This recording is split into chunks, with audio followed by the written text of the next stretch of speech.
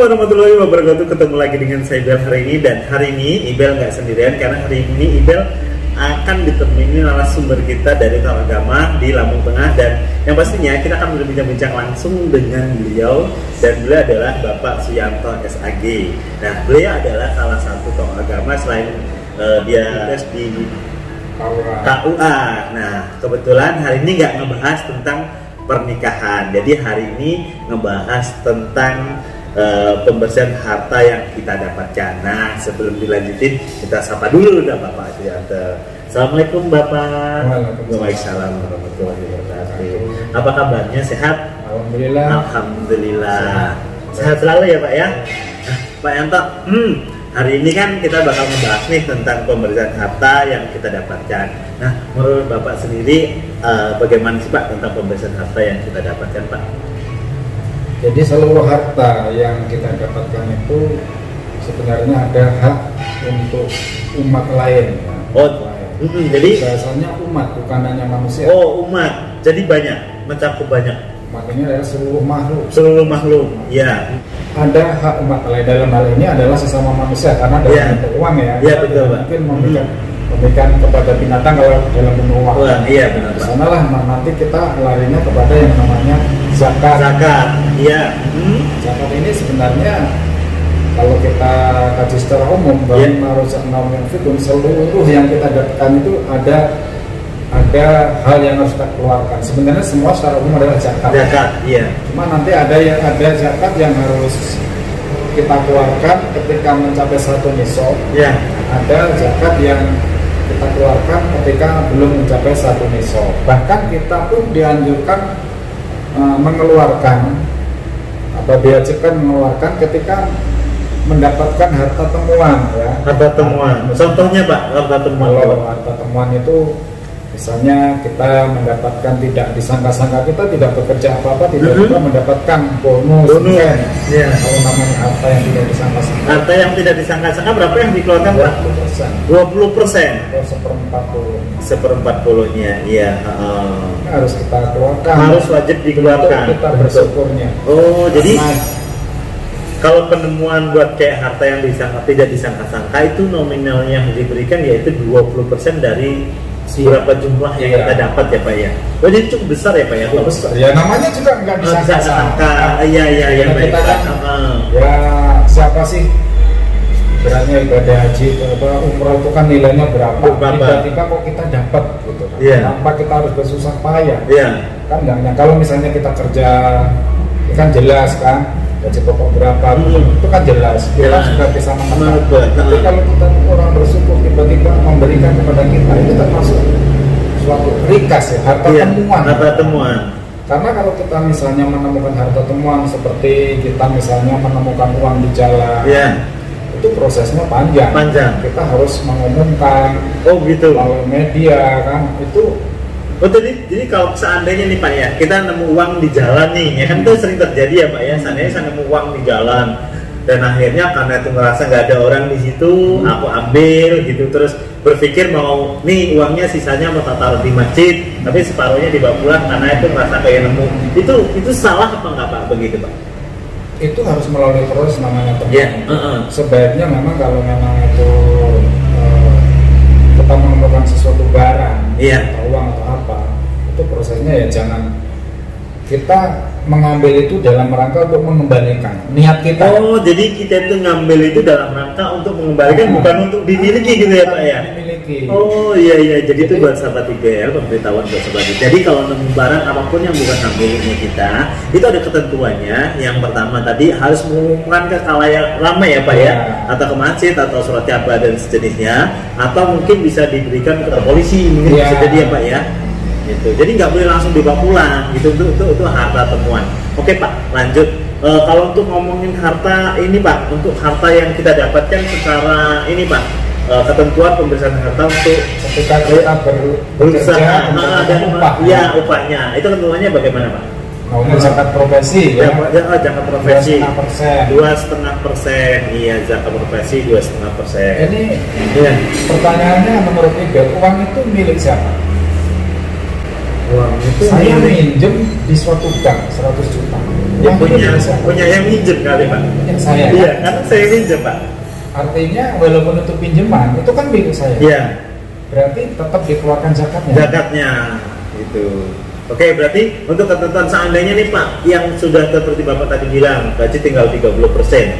Nah, itu apakah tetap harus mengeluarkan zakat 2,5% atau bagaimana itu Pak? Ini yang saya maksudkan, walaupun gajinya ibaratnya tinggal 30% ya, ataupun habis, tapi kan itu untuk minjem tadinya. Ya. Oh iya. Tetap kita keluarkan, tapi tidak keluarkan saat kita minjem. Ya. Kita anggap gaji kita tetap utuh. Betul. Sehingga zakat kita tetap progresif 2,5% itu dari 10 juta tadi. Oh, jadi dihitung per bulannya itu tetap gaji utuh ya Pak ya, walaupun memang sudah kepotong. Cuma tetap terhitungnya gaji nominal yang diterima sebelum dipotong gitu ya Pak ya. Karena meminjam juga itu kan ada etikanya. Ada adabnya. Artinya ketika kita meminjam itu kita lihat minjemnya apa. Kalau minjemnya misalnya untuk kalau berobat kayaknya nggak mungkin, kita kan udah masuk ke BPJS. Iya. Yang jelas itu invest kan. Investasi kan. Motivasi pertama. Kalau tujuannya tidak investasi, tentu pinjam itu tidak diperbolehkan. Alasan ke seorang pegawai apapun atau negara atau swasta, kemudian ketika dia membicarakan masalah zakat profesi, gimana saya kan sudah nggak gajian. Iya. Kan banyak kan orang begini Pak, mereka ngerasa gimana aku mau zakat ya kan, secara gajiku aja tinggal sekian, tidak kepotong. Nah itu gimana Pak? Ketentuan dan hukumnya bagaimana itu secara Islam? Itu namanya kan diakal-akalin. Siapa yang nyuruh pinjam? Oh gitu ya. Pinjam itu harta itu jadi milik siapa? Kan tetap milik kita yang pinjam, ya benar. Walaupun misalnya tapi kan tetap nggak ada alasan pemotongan zakat profesi. Kalau kita kan bulanan ya, tiap bulan kita harus mengeluarkan zakat sekitar 2,5% dari gaji kita. Ini adalah salah satu upaya bagaimana supaya harta yang kita dapatkan menjadi halalan dan thayyibah. Jadi bersih gitu ya Pak ya. Karena manfaatnya dari zakat sendiri apa sih Pak? Ya, manfaat zakat ini sebenarnya adalah bagaimana ini manfaat untuk diri kita ya. Iya, untuk diri kita Pak. Berkah kan.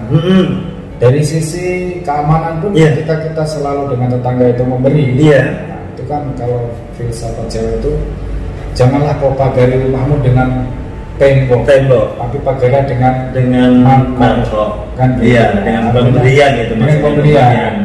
Ya, jadi seperti itu. Jadi kita membentengi diri kita, rumah kita itu kalau dengan pagar yang tinggi, mungkin memelihara anjing atau mungkin satpam, itu sebenarnya lebih besar biayanya dibandingkan kita memberikan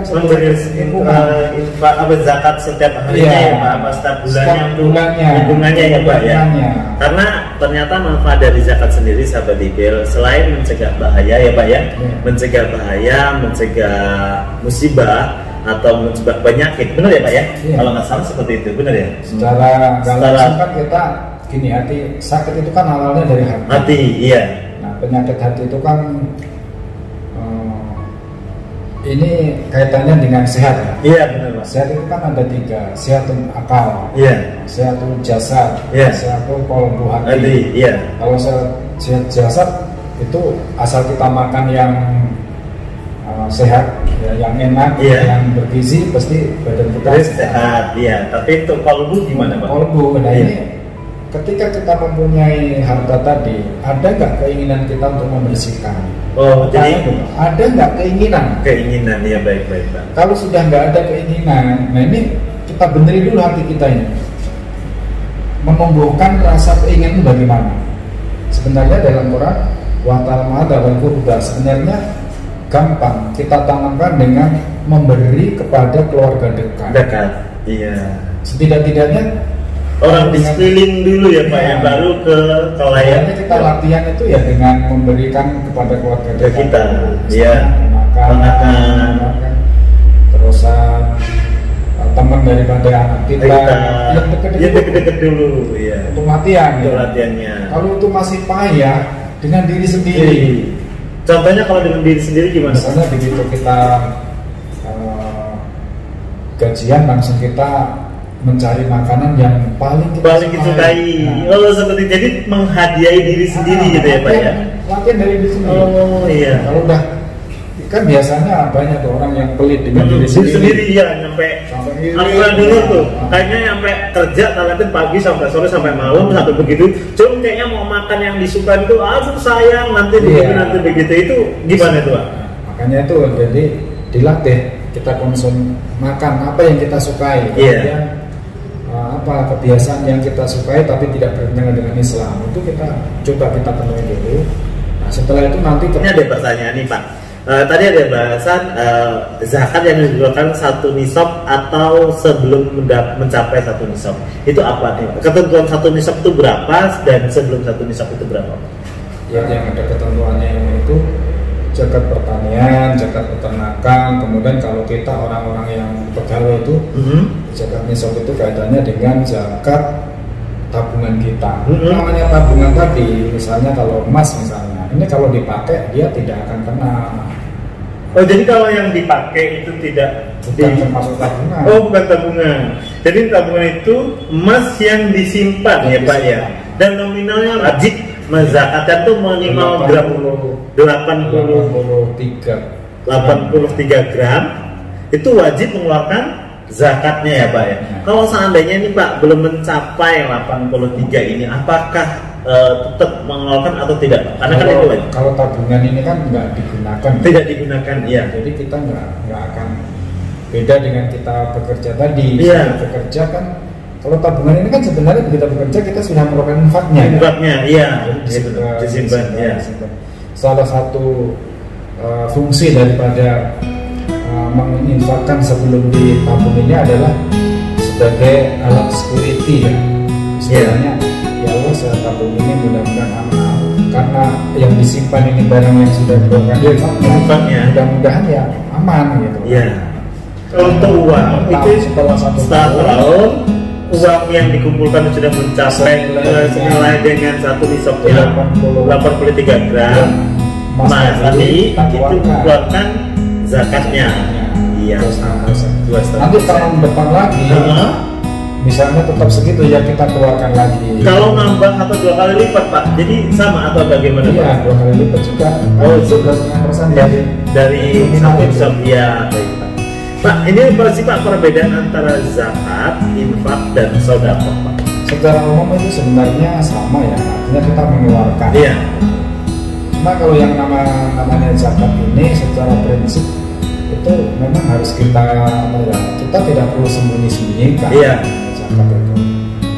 Tapi kalau yang namanya yang lainnya seperti infak, sedekah itu lebih luas sebenarnya. Iya, sedekah lebih luas. Karena apa? Ketika kita punya apa-apa, kita tersenyum dengan orang yang kita ajak komunikasi saja. Itu yang termasuk sedekah. Jadi sedekah itu bukan hanya sekedar materi aja gitu Pak, tapi sikap kita, perbuatan kita yang sudah menolong itu juga satu sedekah ya Pak ya. Dengan kita bersedekah itu kita tidak punya apa-apa katakan.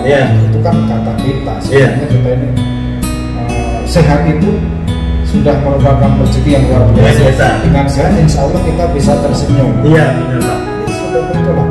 Insya Allah dengan sedekah orang nanti akan dengan kita lebih dekat. Kemudian mungkin ada informasi-informasi yang berguna sehingga kita usaha kita menjadi yang tadinya buntu menjadi lancar. Jadi kaitannya dengan tadi saat itu mulai segala dari cover peminang atau benda satu tadi dengan modal